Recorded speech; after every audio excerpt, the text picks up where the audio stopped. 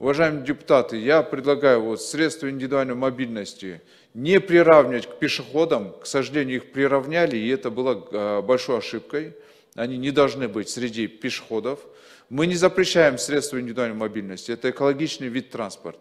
Но муниципалитет, мэрия, другие органы должны озаботиться тем, чтобы для них создать отдельную инфраструктуру.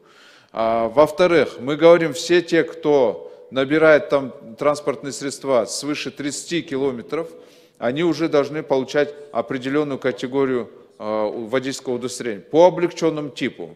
Но если свыше 50 километров скорость набирает, то уже будет как положено, ты 16 лет должен получить водительские права категории А1 или А, смотря каким видом транспорта ты управляешь. В-третьих, что мы говорим?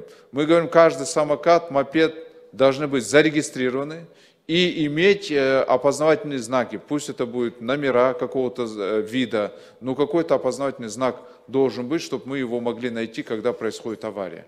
Вы сами видите, что происходит, и граждане обращаются, идешь по тротуару, ты вынужден оборачиваться в разные стороны, чтобы тебя не сбили или не сбили твоего ребенка. Это уже надо прекращать.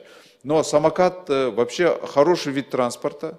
Я думаю, что их с тротуаров надо переносить на черту дороги, но там должна быть специальная инфраструктура, чтобы машина их не сбила. Это тоже будет опасно, если просто взять их, вытащить туда. Но вот этим должна заниматься не ГАИ, а уже мэрия непосредственно.